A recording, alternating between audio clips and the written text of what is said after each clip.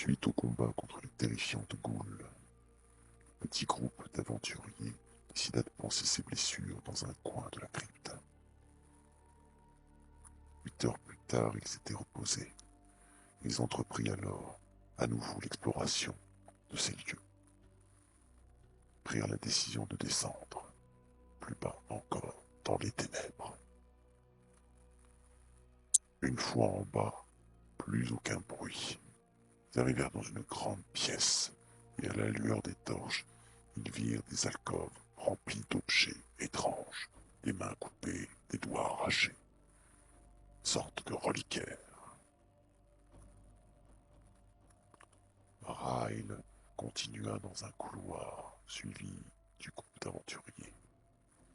Il arriva dans ce qu'on pourrait appeler des cachots.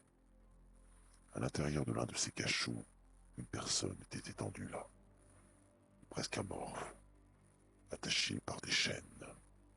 Un jeune homme, un beau jeune homme, blond.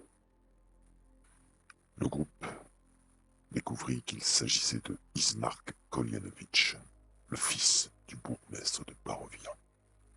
Il leur expliqua être venu ici dans l'espoir de trouver la puissance nécessaire afin de battre un terrible adversaire, un certain Strad Vanzarovitch, un seigneur, le seigneur de Barovie, mais aussi responsable de la mort de son père.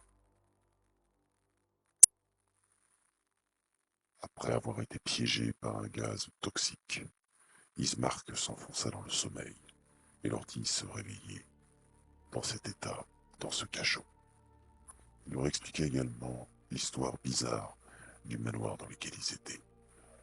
Le manoir Durst, qui était autrefois la propriété d'une famille, d'une riche famille de Barovie, et qui sombra dans la folie petit à petit.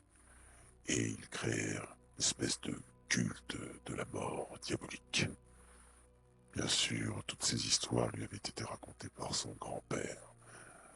Une histoire très vieille a priori, puisqu'elle aurait déjà 100 ans.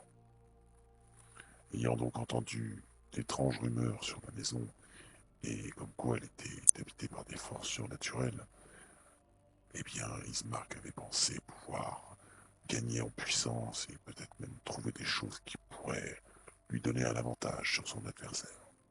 Voilà pourquoi il était venu là. Ismark expliqua également qu'il avait une sœur et que Strad Vanzarovitch en était tombé éperdument amoureux. Il était impossible de laisser sa sœur tomber entre les griffes de ce tyran. Ismark cherchait une solution à tout cela. C'est alors que la conversation battait son plein avec le groupe d'aventuriers. Une porte s'ouvrit derrière eux dans les cachots.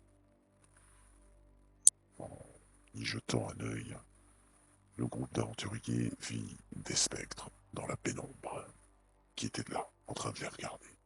Et les sales mélodies reprirent.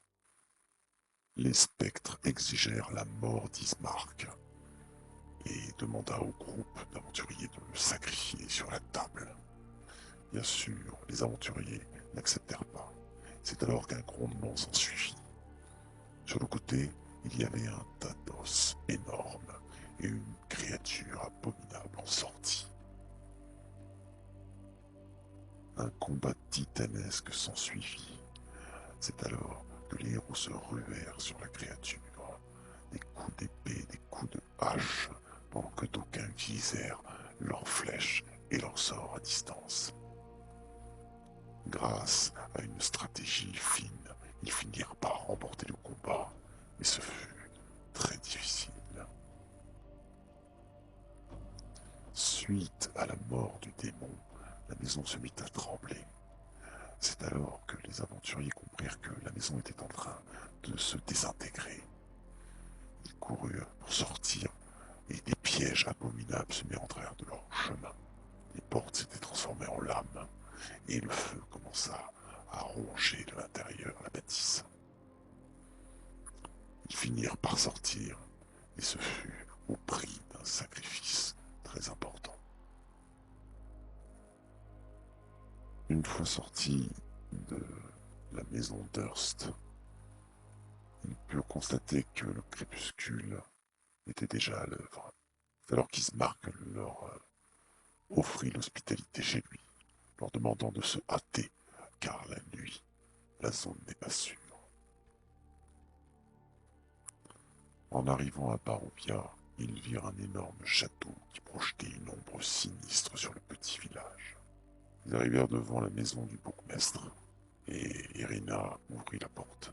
Une très jolie jeune femme, qui n'était autre que la sœur de Ismark. Irina se dirigea vers son frère et le prit dans ses bras. Elle le pressa ensuite de rentrer avec ses compagnons. Plus tard, une fois à l'intérieur, lors du repas, elle demanda au groupe d'aventuriers s'ils étaient disposés à enterrer son père demain avec elle, ce que le groupe s'empressa d'accepter. Ismark, quant à lui, était pensif et inquiet pour sa sœur. Il demanda même au groupe s'ils étaient disposés à la protéger, et elle l'emmenait en sûreté, peut-être vers la ville de Valaki, une ville qu'il avait décrite comme fortifiée. Le groupe d'aventuriers, ne pouvant pas refuser cet appel à l'aide, commencèrent à préparer leur sort et leurs prières, et à se reposer pour la journée de demain, qui allait être longue